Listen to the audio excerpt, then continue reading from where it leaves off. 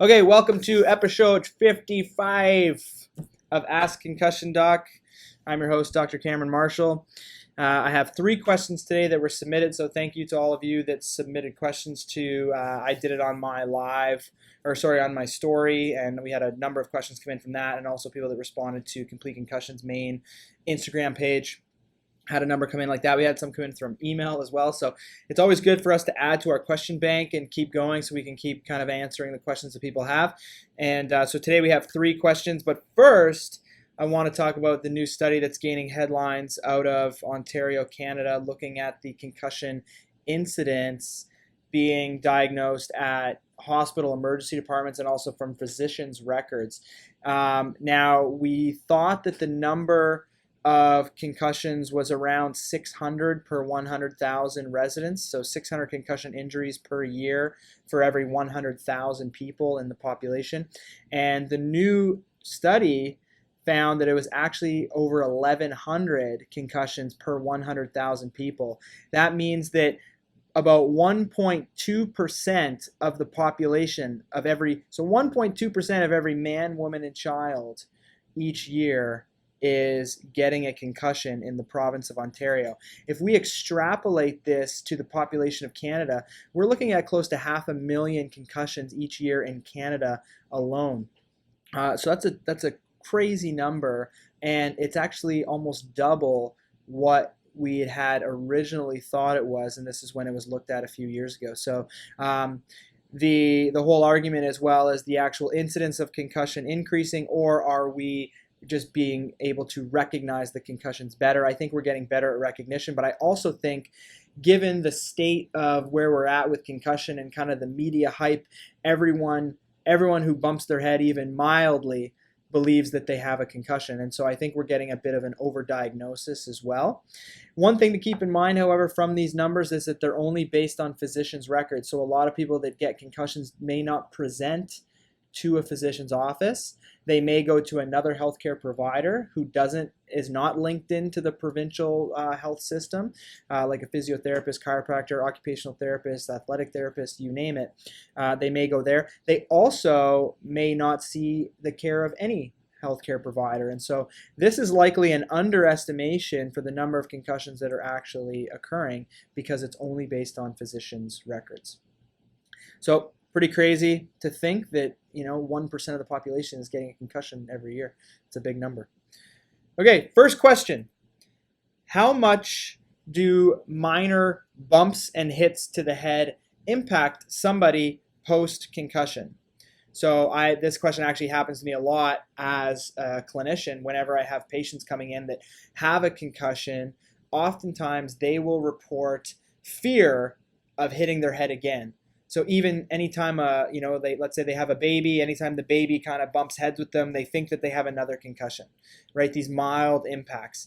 People are concerned about this. I've had other patients who are afraid to even ride in vehicles because going over speed bumps scares them.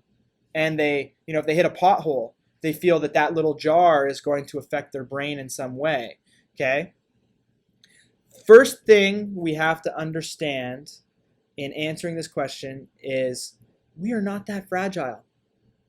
We just aren't, right? If you look at sporting events, look at a sport like football, they're not getting concussed on every single play. And I guarantee you that almost every single one of those hits is harder than your baby hit you in the head. If your baby hit you in the head with their head, do you think they have a concussion? If they don't, it's unlikely that you do. So these little tiny bumps, in order for a concussion to occur, it's the stretching and shearing of brain cells. So in order to cause a concussion, you have to stretch a nerve cell or a brain cell to a great enough extent to pull open these voltage-gated channels. Now, every time you get a little bump in the head, is that enough acceleration to open these voltage-gated channels? No. You need a substantial amount of force to do that. The research on this, and we've talked about this in terms of G-forces and things like that, research on this looking at instrumented helmets in the sport of football find that 70% of the impacts that happen in football are under 30 Gs. Impacts that result in concussion are over 70 Gs. That's a lot of force. I'm going to put this in perspective again. I've done this before. In looking at biomechanical studies from motor vehicle accidents, we see that impacts where the airbags deploy, so your airbags are set to deploy in a change of velocity of about 50 kilometers per hour. Or, for you Americans, 30 miles per hour. Your airbags are set to deploy. So you're driving your car, you rear end somebody hard enough, the airbags go off.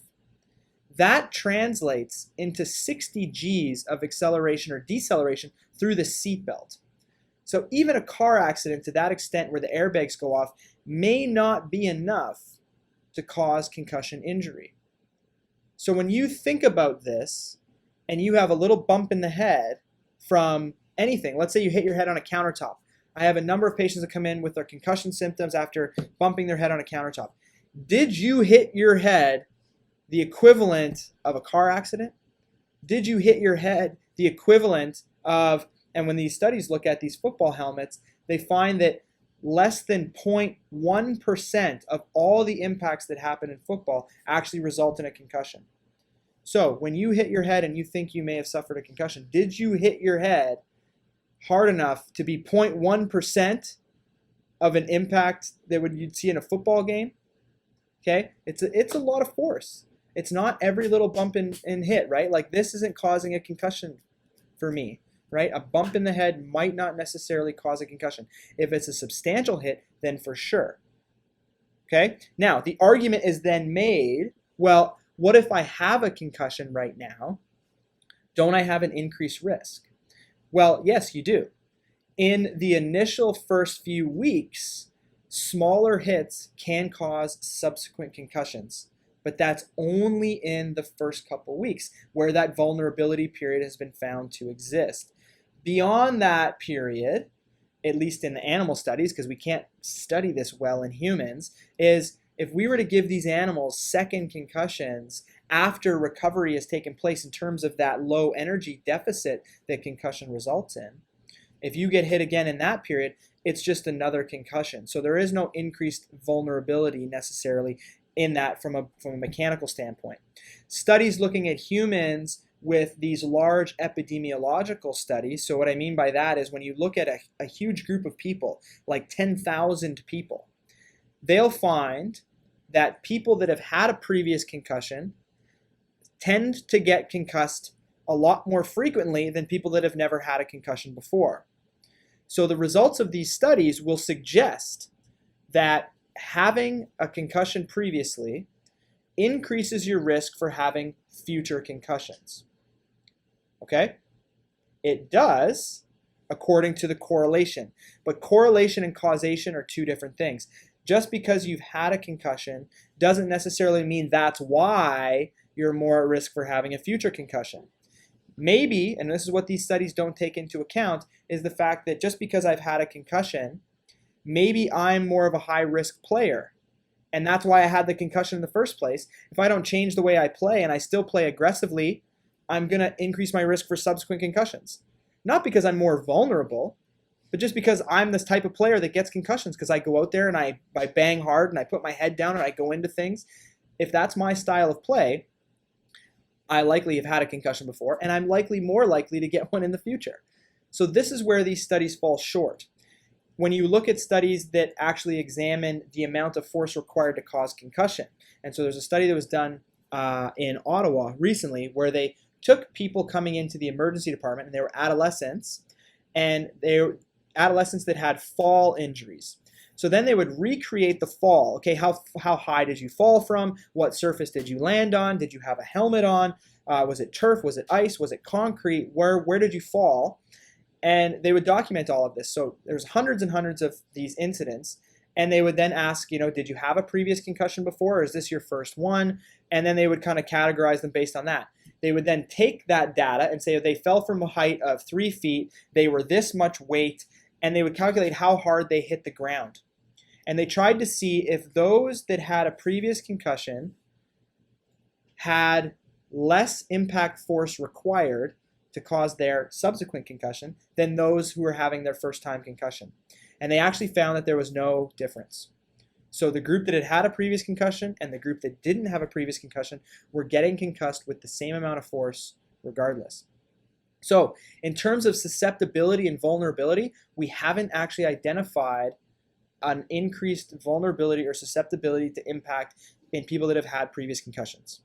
There's a correlation saying that somebody who's had a previous concussion is more likely to get a future concussion, but we don't know if that's due to brain vulnerability or some other factor.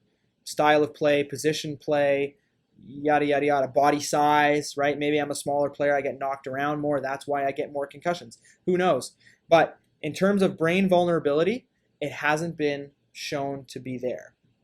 So a little bit of a hit to the head to you is not necessarily going to increase it doesn't cause a subsequent concussion. It may not even cause the first concussion.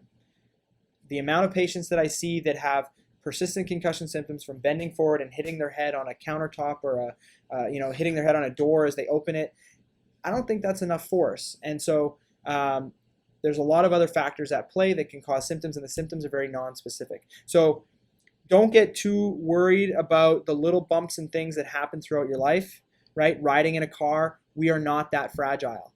If we were that fragile, I don't even think we would survive as a species. We would have been extinct long ago because, we've been fighting for forever, okay? So that's the answer to that one. I hope that helps people that are concerned about the hits to the head that they may be getting. Question number 2. Ketogenic diet. Is the ketogenic diet in the first week after injury proven to be beneficial for brain recovery? Has it been proven? No. Is it interesting? Yes. So there's not enough studies done on humans yet, but there's been some animal trials on traumatic brain injury, meaning all spectrums of traumatic brain injury, not just concussion.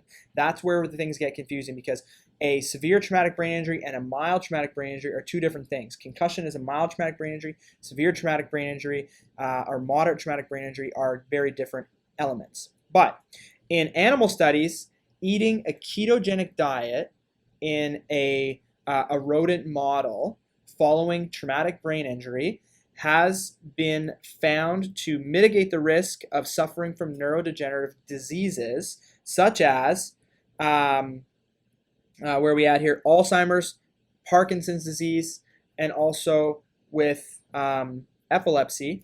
In humans, ketogenic diet has been used for epilepsy, and also inflammation and dietary things are thought to lead to Alzheimer's. And so ketogenic diet may have a place in that in general, but there isn't a lot of human studies on this. The fact that it has been found to be potentially protective for Alzheimer's and Parkinson's, we then should be thinking, I wonder if it could be protective for things like CTE.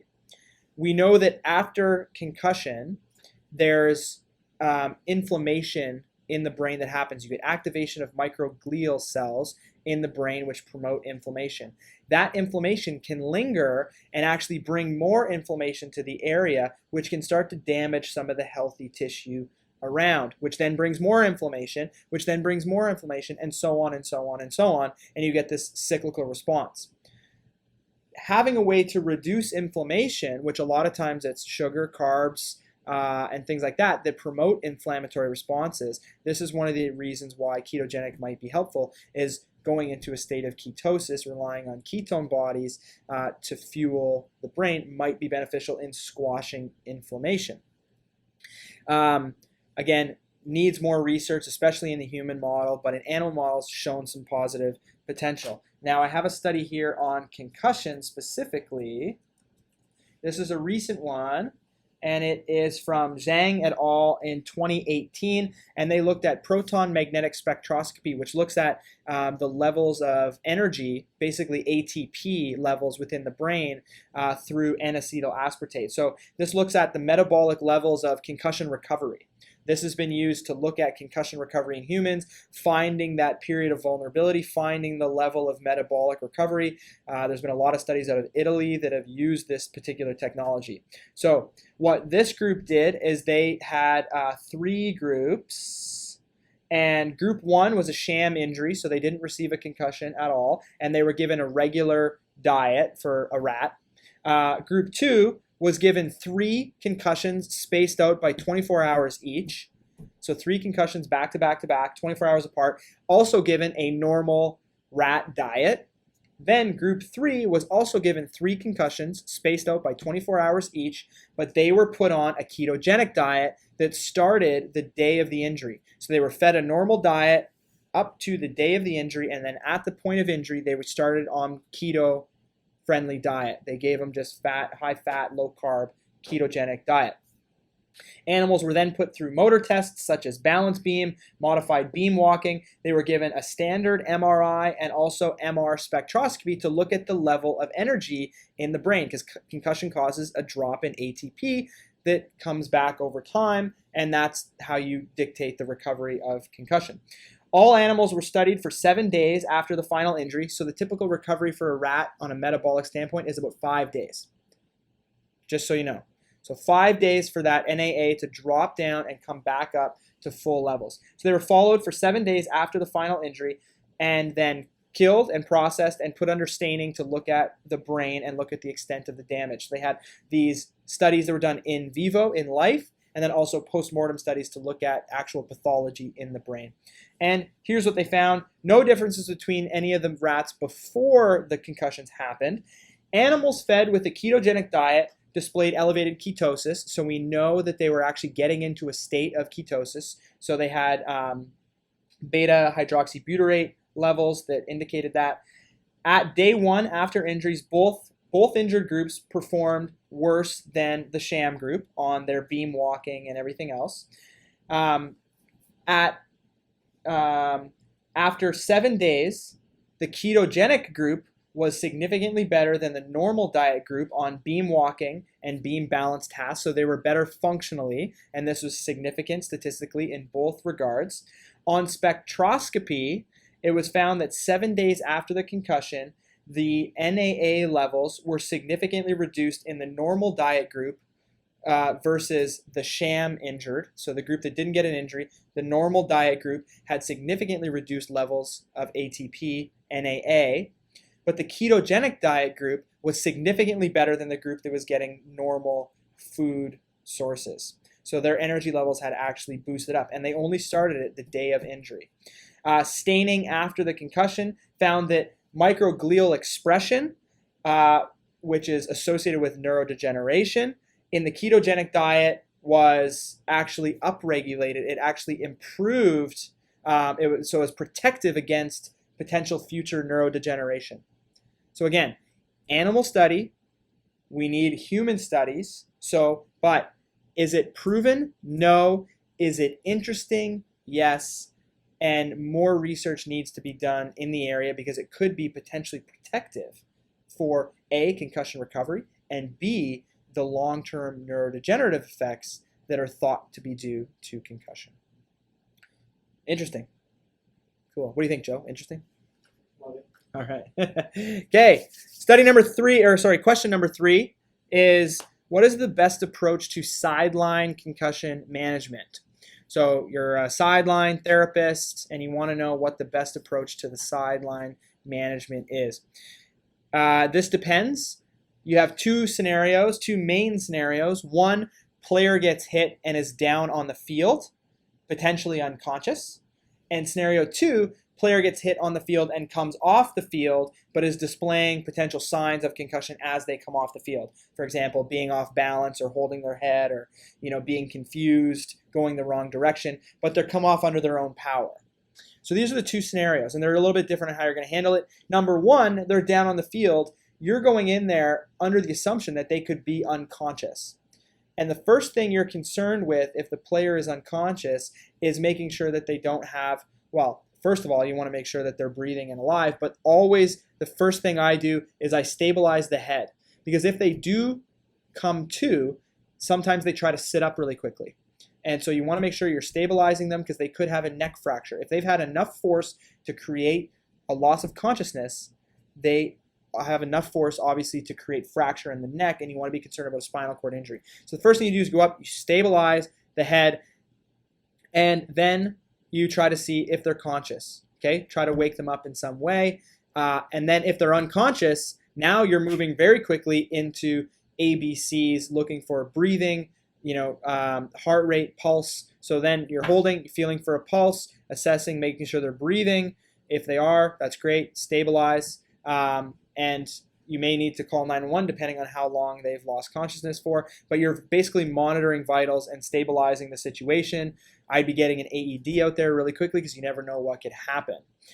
If they come to and they are conscious, then you have to get in right away, start asking them kind of some of the Maddox questions. So things like, where are we at? So these are from the SCAT. You can find these on the SCAT 5, which is available online for free.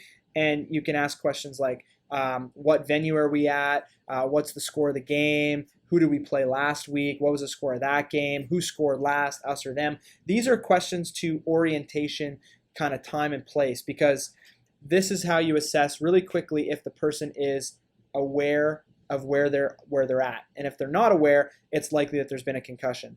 If they're unconscious, when you get there, you already know they have a concussion. You don't necessarily have to ask those questions. Next, I keep stabilizing their head because I'm still concerned about a potential neck fracture. I'm going to start asking about pain, numbness in the limbs.